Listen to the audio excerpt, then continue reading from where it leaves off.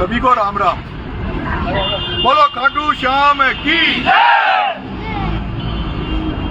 देवली उनियारा की जनता जनार्दन, देवतुल्य मतदाता बंधुओं, मेरी माता और प्यारे भाइयों और देश के कोने कोने में बैठे मुझे चाहने वाले, विदेशों में भी बैठे मुझे चाहने वाले, जो भी इस लाइव को देख रहे हो, आज का ये लाइव हमारे चुनावी रणनीति को बनाएगा।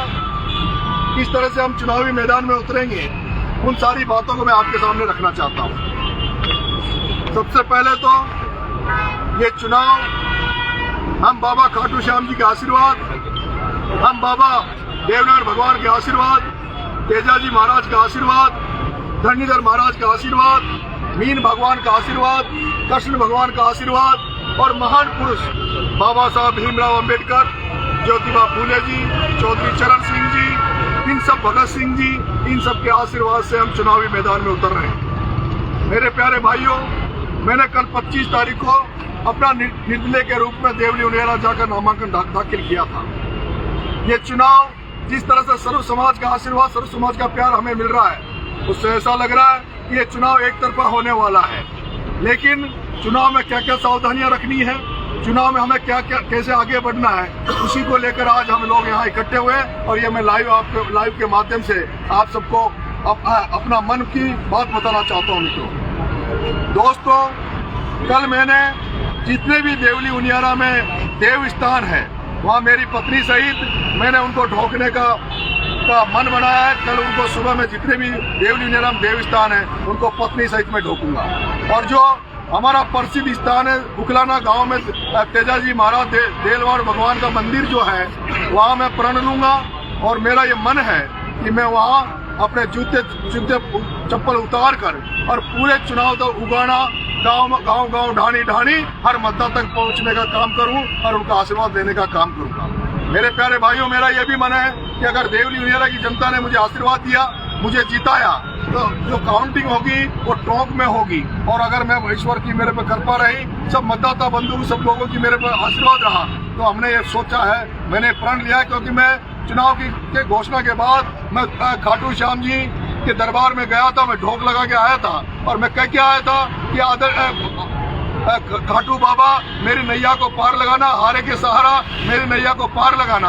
अगर मेरी नैया पार लगेगी, मैं चुनाव जीतूंगा, तो काउंटिंग स्थान से सीधा मैं पैदल आपके खाटू दरबार में आकर ढोक लगाऊंगा।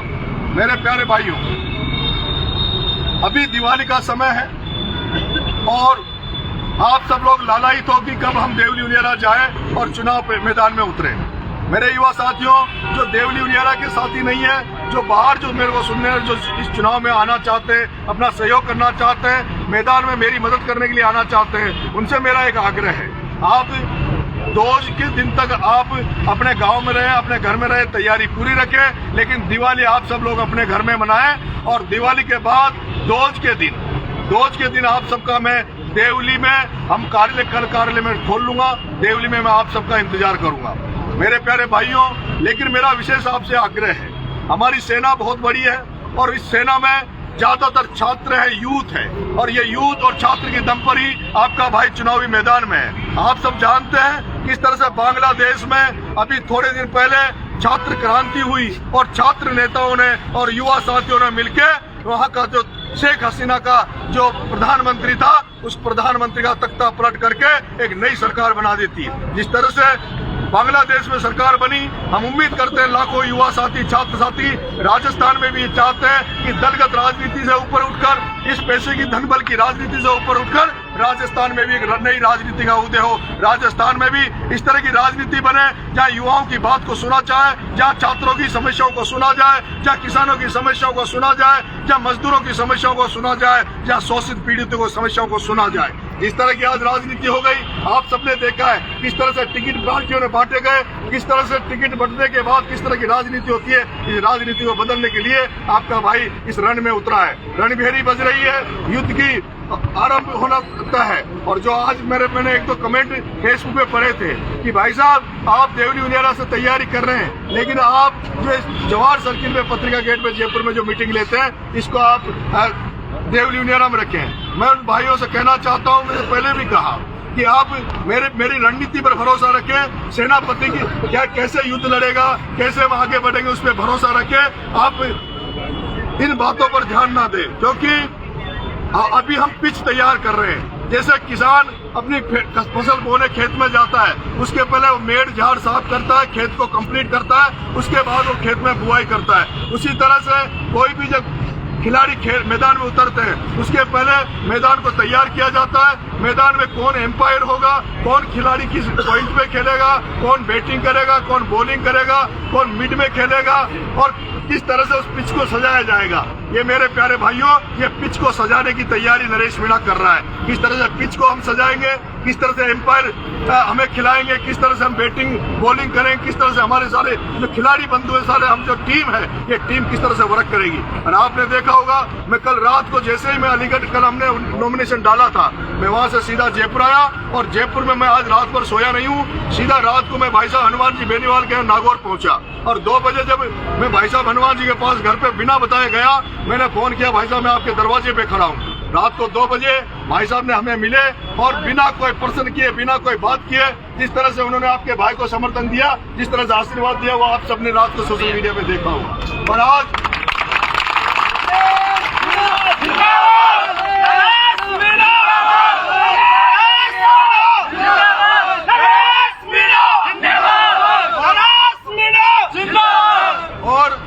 मुझे उम्मीद है आज आपको उस समय बहुत खुशी मिली होगी जब कांग्रेस पार्टी में मंत्री के पद पर रहे प्रताप सिंह जी खाचरियावास, जो कि भैरव सिंह जी के भतीजे हैं। जो भैरव सिंह जी हमारे मुख्यमंत्री रहे थे, जो उपराष्ट्रपति रहे थे, उनके भतीजे जो करण, जिनका नाम करण सिंह जी खाचरियावास है, जो प्रताप सिंह जी के बड़े भाई हैं, आज वो खुद चलकर आपके भाई को आशीर्वाद देने जवाहर सर्किल पधारे थे और उन्होंने भी वीडियो जारी करके आपके भाई को समर्थन भी दिया था, आशीर्वाद भी दिया था। और अभी शाम को फिर उनका फोन आया कि नरेश, मैं अभी मीटिंग ले रहा हूँ, 50 लोग, मजबूत लोग, सर्व समाज के लोग, जिसमें हर वर्ग हर समाज के लोग हैं, हम सब लोग तैयारी में लग गए हैं और आपके वहाँ पूरे चुनाव में आपके वहाँ रहेंगे। मेरे प्यारे भाइयों, रात को भाई साहब हनुमान जी ने राजकुमार जी रोज जो पार्टी के जो हमारे जो है, उनसे भी हमारी बात हो गई है, चंद्रशेखर जी से भी बात हो गई है, भाई रविंद्र भाटी से भी बात हो गई है। भाई रविंद्र भाटी अभी उनके यहाँ कोई कैंप चल रहा है, वो मेडिकल कैंप उन्होंने अपने वहाँ एरिया में लगा रखा है, उसमें वो व्यस्त है। उन्होंने कहा जैसे भाई मैं इससे फ्री होऊंगा, मैं आपके चुनाव में पूरा आपके साथ खड़ा हो जाऊंगा। मेरे भाइयों, ये जो पिच में तैयार कर रहा हूँ, कौन खिलाड़ी कैसे खेलेगा, किसका मार्गदर्शन मिलेगा, उसी प्लेटफॉर्म की हम तैयारी कर रहे हैं। अभी हम तैयारी कर रहे हैं कि हम बूथ मैनेजमेंट कैसा होगा, पंचायत में हमारा व्यक्ति केस कौन संभालेगा, हमारा कार्यालय कहाँ पर होगा, हम किस तरह से आगे इसमें बढ़ेंगे, कौन कौन हमारे स्टार प्रचारक होंगे। मेरे लिए बीजेपी कांग्रेस के लिए स्टार प्रचारक भजन लाल जी हो सकते हैं, कांग्रेस के लिए गहलोत साहब हो सकते हैं। वहाँ बहुत सारे लोग हैं मित्रों, जिनको बहुत बड़ा अनुभव है राजनीति का, बहुत बड़ा उनको अनुभव है चुनाव लड़ने का। हमारे पास हो सकता है अनुभव की कमी हो, लेकिन हमारे पास जोश और जुनून की कमी नहीं है, हमारे पास मेहनत करने की कोई कमी नहीं रहेगी।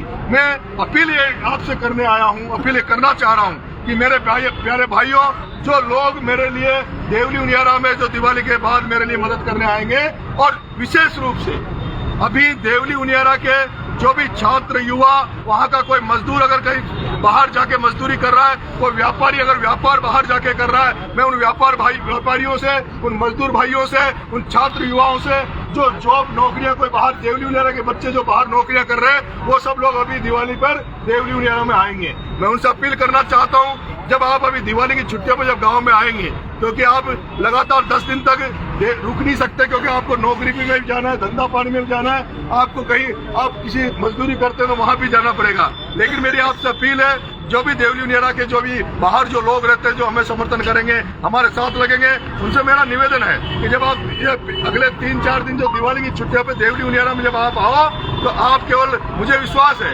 आप अपने घर वालों को मजबूत करके जाओगे, आप घर वालों को कहोगे कि इस बच्चे को आशीर्वाद दो। लेकिन मुझे इतना सा मात्र समर्थन आपका नहीं चाहिए। मैं जो भी युवा साथी, आप सब लोग प्रत्येक गाँव में अपनी टीम बना लीजिए क्योंकि चुनाव बाहर के वे लड़के आकर, बाहर के युवा साथी आकर हमारा मनोबल बढ़ा सकते हैं, लेकिन वोट तो देवली उनियारा की जनता देगी।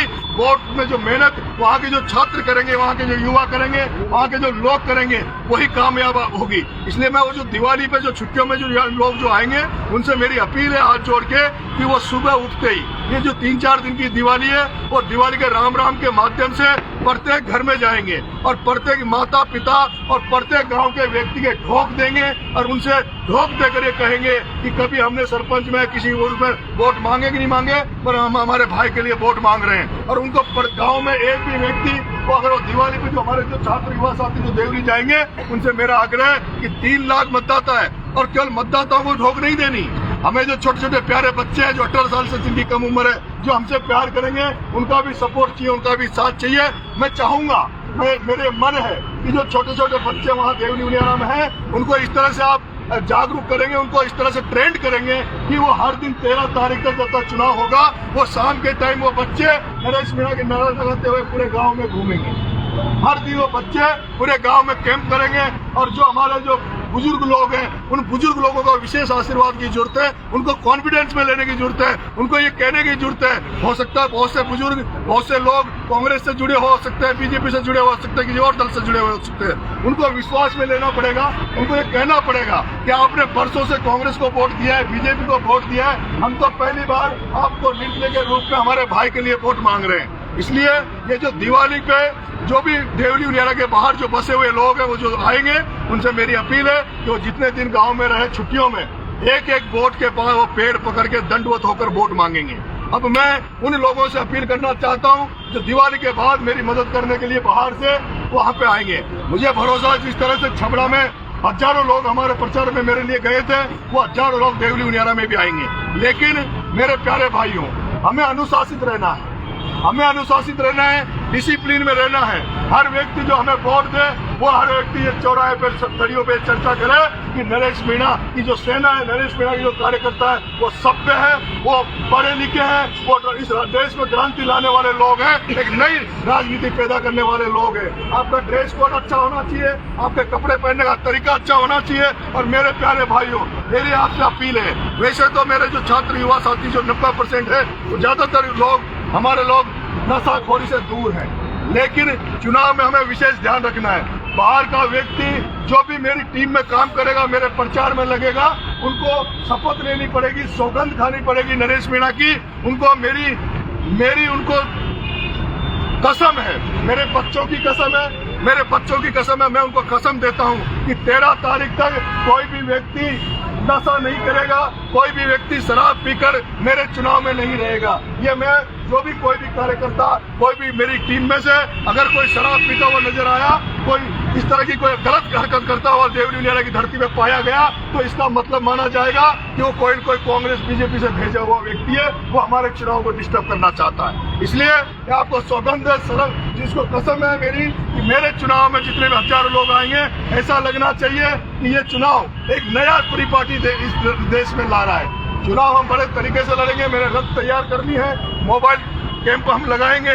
हम एक दिन, मेरा मन है कि 8 और 10 तारीख के बीच में एक दिन हेलीकॉप्टर से भाई साहब हनुमान बेनीवाल जी, चंद्रशेखर जी, राजकुमार रौत जी, इनकी एक बड़ी सभा हम करवाएं। और एक दिन हम हमारे जो छात्र साथी है, जो युवा साथी है, जो निर्दलीय एमएलए बना हुआ है भाई रविंद्र भाटी, एक दिन उसकी हेलीकॉप्टर से उसकी सभा कराएं। जब ये दोनों सभाएं होगी, उस सभा में मेरे को लगता है कि वो ऐतिहासिक सभाएं होगी। आपको केवल मैनेजमेंट संभालना है। हमारे पास ये बीजेपी कांग्रेस में बहुत सारे लोग हैं चुनाव में जो चुनावी मैनेजमेंट जानते हैं, मैनेजमेंट संभालते हैं। इनके पास आजकल बड़ी बड़ी कंपनियां आ रही है, जैसे प्रशांत किशोर है, कोई और कंपनियां हैं। इनके पास जैसे शादी ब्याह में इनको होता है ना, क्या बोलते हैं उसको, जो इवेंट मैनेजमेंट का, इनके पास वो लोग हैं। हमारे पास कोई इस तरह का नहीं है। हमारा इवेंट मैनेजमेंट आप लोग संभालोगे, आप सबको जिम्मेदारी लेनी है। और मेरा निवेदन है, जो भी बाहर से जो जितने भी लोग विधानसभा में आएंगे, वो केवल फॉर्मेलिटी करने नहीं आए। केवल ये नहीं कि हम वहाँ जाकर हाजिरी लगाए, फोटो ले ली, रील बना ली, सेल्फी बना ली, हाजिरी लगा दी और ये कह दिया हम देवली उनियारा में आ गए। मेरा मन है जो भी बाहर के लोग आएंगे, वो जितने दिन देवली उनियारा में रहेंगे, एक आदमी एक अपना टारगेट बनाएगा कि कम से कम 100 आदमियों के मैं ढोक दूंगा, 100 माताओं के ढोक दूंगा। और जब तक उनके पैर मैं नहीं छोड़ूंगा जब तक वो मेरे सिर पर नरेश मीणा के लिए आशीर्वाद नहीं दे देते। ये सब करोगे आप सब लोग? अगर 10,000 आदमी, 10,000 युवा साथी, छात्र साथी अगर 100 लोगों के एक दिन में ठोक देंगे, कितने हुए? 10 लाख। अगर एक व्यक्ति 100 आदमियों के ठोक देता है, 10 लाख आदमियों के ठोक लगेगी। सही बात है, ठीक है। यस। एक आदमी के दिन में 4-4 बार ठोक दो, एक आदमी के दिन में 4-4 ठोक दो।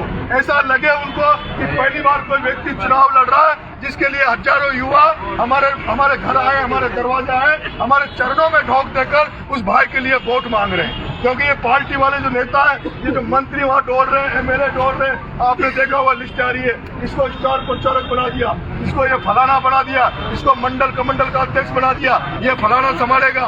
मैं आपसे निवेदन करना चाहता हूँ, वो नील लगा के जो कुर्ते पजामे में जाएंगे, उनको कोई पसंद नहीं करेगा। पसंद करेंगे जब आप नरेश मीणा की टी-शर्ट पहनोगे, हम भगवान की तरह 5-7 हजार टी-शर्ट भी बनाएंगे। मेरा मन है, मेरा चाहे वो कितना ही मजबूत कार्यकर्ता हो, चाहे वो सुनील हो, चाहे अबरार हो, चाहे कोई भी जो भी मेरे मजबूत जो सेनापति है, उनको भी मेरी टी-शर्ट 13 तारीख तक पहननी पड़ेगी। बनोगे? वो 5 जो लोग जो छात्र हैं उनके पास टी-शर्ट रहेगी। मेरा एक अपन वो बनाएंगे जो वो होता है ना, क्या वो कार्ड नरेश मीणा का आई कार्ड, वो हमारे गले में लगता रहेगा। उससे लगे कि नरेश मीणा के लोग हैं। आप शहर में बैठोगे, चाय की थड़ियों में बैठोगे, पूरे चुनाव में कोई भी व्यक्ति जातिगत बात नहीं करेगा। कोई भी व्यक्ति ये बात नहीं करेगा कि फलानी जाति क्या कर रही है, फलानी जाति वोट दे रही कि नहीं दे रही, फलाना कोई दे रहा, इतना % दे रहा है। हमको कोई वोट देंगे तो भी स्वागत है, नहीं दे तो भी स्वागत है। मैं तो देख रहा हूँ सर्व समाज हमको एक तरफा वोट देगा, और कोई बड़ी बात नहीं कि बीजेपी और कांग्रेस दोनों की जमानत जब्त हो जाए।